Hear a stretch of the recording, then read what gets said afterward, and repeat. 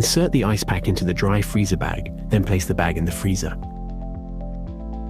After 4 hours of freezing between -18 and -22 degrees Celsius, remove the ice pack and distribute the gel if necessary. Caution: make sure to place the protective fabric between your skin and the ice pack. Position the ice pack on a flat surface, then place the protective fabric on top. Fold over each hook and loop fastener and secure it to the outside of the ice pack.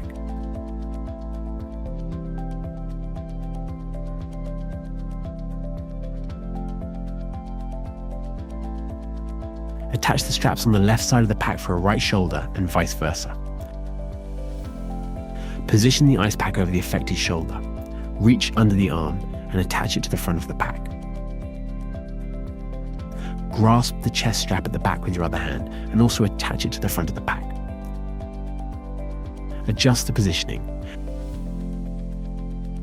Trim any excess length of the chest strap.